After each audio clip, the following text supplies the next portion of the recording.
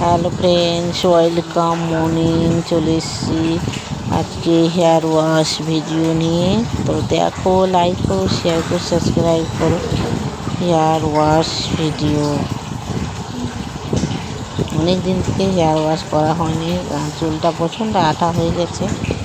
তো আমি Dove shampoo নিয়ে হেয়ার ওয়াশটা করবো। ডাভ শ্যাম্পু ভীষণ ভালো চুলের পক্ষে। অলরেডি যারা আমি ডাভ শ্যাম্পু ইউজ করি, তোমরা যদি ডাভ শ্যাম্পু ইউজ না করো তো একবার করে দেখবে। ডাভ শ্যাম্পুটা খুব উপকারী চুলের পক্ষে। চুলকে কন্ডিশনারের কোনো প্রয়োজন লাগবে না যদি ডাভ শ্যাম্পু দিয়ে হেয়ারটাকে ওয়াশ করে নাও। তো দেখো আমি কী করে হেয়ারটা ওয়াশ করবো। যেটা চুলগুলো ভালো করে আগে জল দিয়ে আমি ধুয়ে নিচ্ছি, তারপরে যে ডাভ শ্যাম্পুটা হাতে নিয়েছি, তো সেই শ্যাম্পুটা আমি দেখো জলের মধ্যে নিয়ে নেব। এই যে জলটা যে আছে, আমি ডাইরেক্ট ইউজ করবো না, জলের মধ্যে শ্যাম্পুটাকে আমি চিপে দিয়ে দিচ্ছি। আর ভালো করে জলের মধ্যে শ্যাম্পুটা ফেটিয়ে তারপরে আমি হেয়ারটাকে ওয়াশ করবো, চুলে শ্যাম্পুটা দেব। দেখো ভালো করে আমি ফেটিয়ে নিলাম।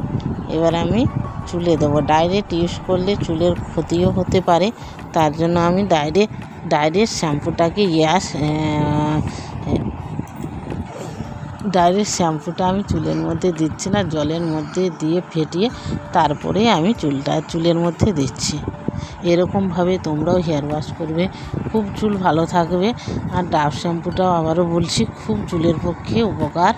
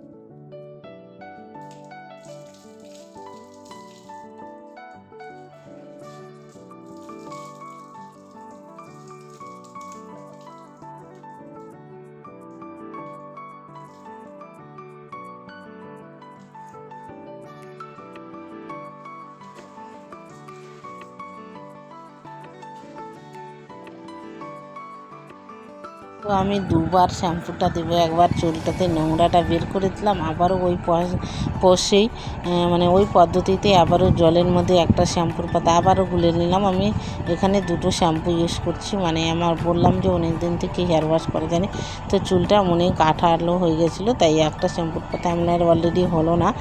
তো দেখো এবার আমি আবারও জলের মধ্যেই দিয়ে গুলে আবারও চুলের মধ্যে দিচ্ছি।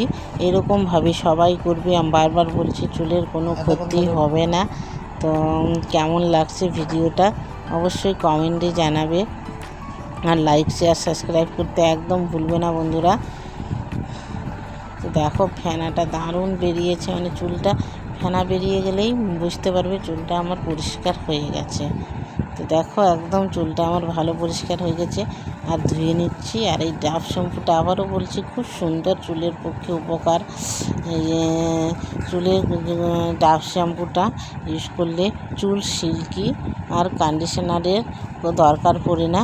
তো কন্ডিশনারের মতোই চুলটা সিল্কি হয়ে যাবে, একদম ফুরফুরে। তো দেখো হয়ে গেছে আমার হেয়ার ওয়াশ করা।